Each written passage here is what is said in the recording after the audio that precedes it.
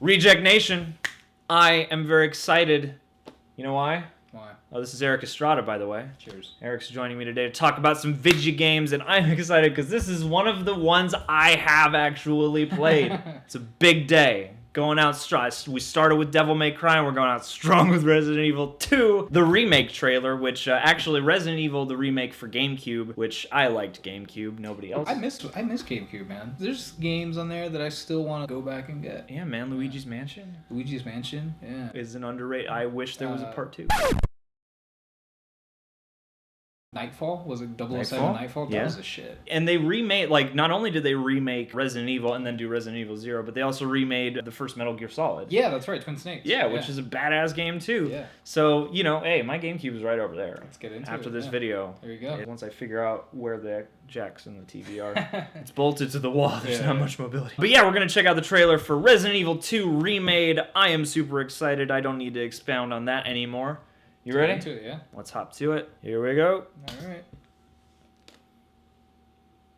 For children, games are all about children.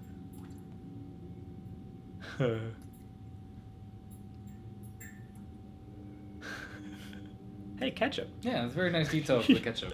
I appreciate that. Yeah. Is this a playable rat? Hello? Anybody there? Something's not right. If there's not a rat playing fun, I'm gonna be very upset. If you beat the game 5 times. You get that pizza. Yeah.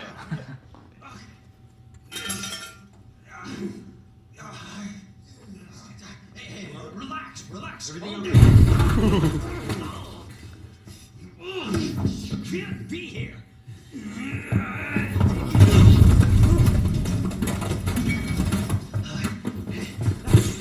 Whoa. Putting you under arrest. No, you're not. You're not putting anybody under arrest right now.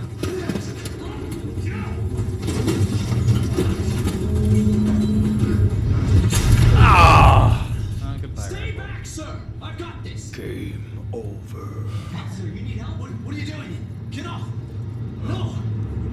Get off of me. Whoa!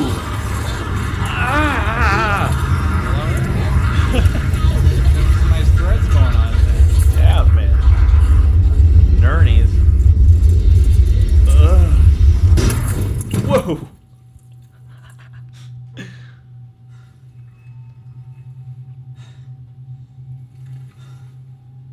Jesus Christ.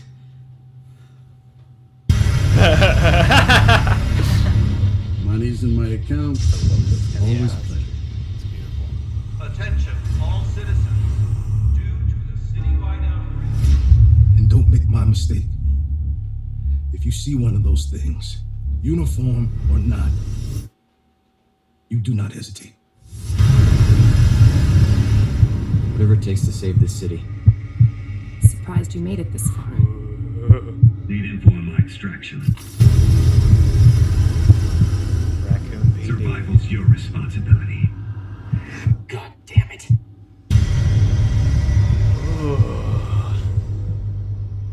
Will you help me? Of course. It's an impressive display of strength. And rain. But we never meant for this to happen. Whoa!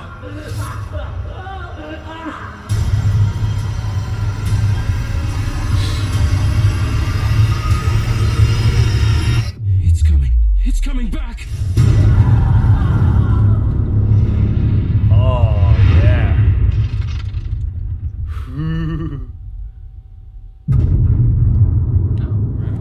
Not bad, just around the corner. Oh! Shit. Was that oh, I think that was like a brief little tyrant flash at the end there. Okay. That might have been. PlayStation.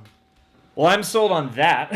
Yeah. That looks badass. I think I'd definitely give it a shot. Because you're not the biggest Resident Evil fan. No, I mean I think I respect the franchise as a whole, you know. Especially part 6. Yeah, especially part 6. I think for me, it was always the gameplay mechanics, the stiffness. Although I understand that's what makes it a survival horror game. Yeah. Did you get into part 4 at all when they like changed everything and did the over-the-shoulder camera? I don't think I played it, but I watched my friend play Resident Evil 4 and beat it, and it's a great game. It's a great game. It's a great story and all that stuff. Seeing this, from what I understand, they're doing the same thing. Yeah. They're changing the gameplay mechanics a little bit. I think they're even giving you the option to go between over the top. Cinematic And what they're updating version now. But no, it looks great. The graphics look killer. Mm-hmm. I love the facial motion capture work. Yeah. So it looks good. I'm curious to know if they redubbed the voiceovers.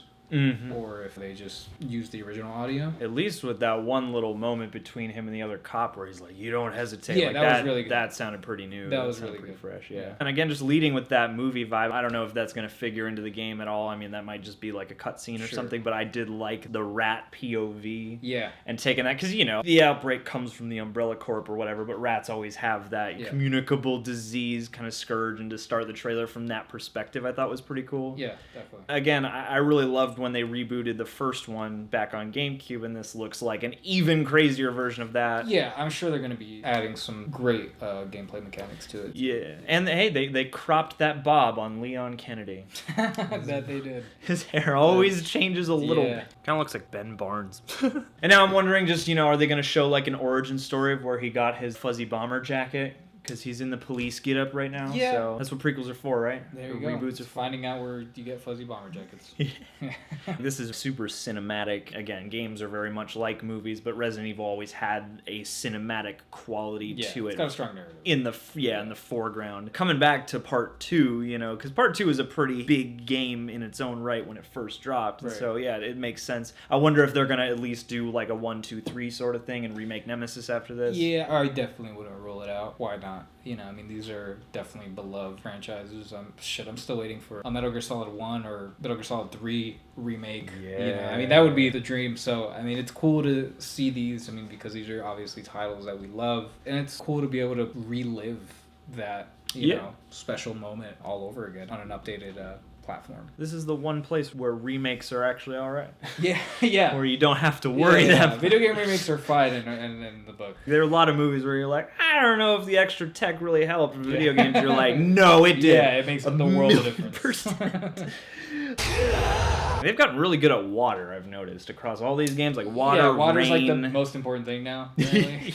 And just that look of the zombies too, because there are a lot of zombie games, and I feel like Resident Evil still, even in this age of like hyper real looking video games, they still have a kind of design that looks their own. Yeah, and I think that's because they add more of a creature aspect to it. It's not just the undead, it's more of this like abomination, mutated genes and all this stuff. So well, and that's another thing I'm excited about for this game too, is to see how much ickier all those bio creations are. And I think the lighting is going to be a huge thing about it. Like the dark is going to be much darker now. Yeah, and that's the other thing, is because this trailer, again, super cinematic, and so you have all these shots that are beautifully lit and freaky looking, and now I'm wondering what the actual gameplay renders of those are going to look like and how the mechanics are going to function that way. Because as much as I like some of the earlier Resident Evil games with the locked cinematic camera, it can be kind of cumbersome at times. Not every angle is the greatest angle. Yeah, and some things do get confusing, but I don't know. I'm super jacked about this. What do you guys think? Are you excited to play as a bottle of ketchup?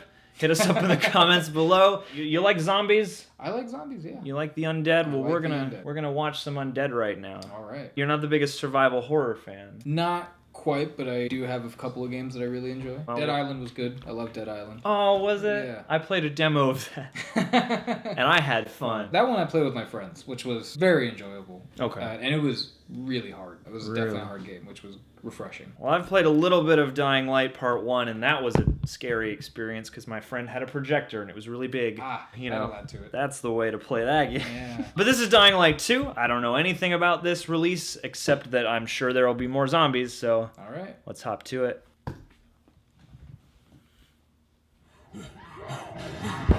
I like it. Whoa!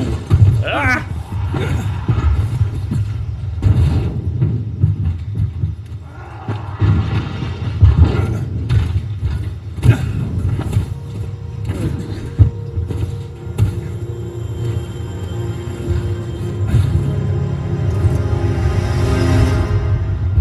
We are great at parkour. 2 That's features a pretty badass. functioning ecosystem that reacts on multiple levels to the things you do and the choices you make. In the example we're about to show you, our protagonist undertakes a mission for the Peacekeepers, one of the many factions active in the city. They want you to negotiate with 2 survivors who are controlling and hoarding a water supply. Are you going to insult this with another final offer? Let's say you choose to carry out the Peacekeepers' orders, one way or another.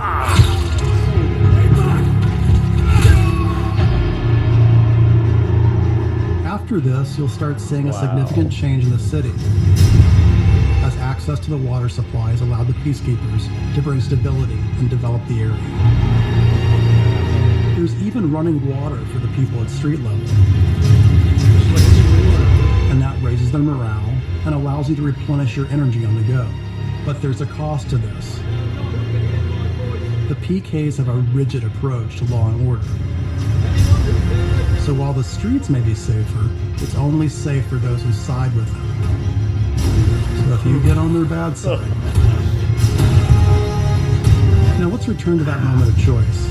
And instead of killing them, you choose to team up with this group to supply water in the black market. As you will see, this creates a very different set of consequences for the city. With water being a precious currency, it brings you access to new resources and trade. But this in turn attracts the worst type of people to the area. And this is just a single decision, one out of hundreds you'll have to make. But it allows you to carve out your own world, your own city from the apocalypse. Each player's game experience will be unique. And by the way, this is just what happens in the day. At night, well, things tend to get a lot darker.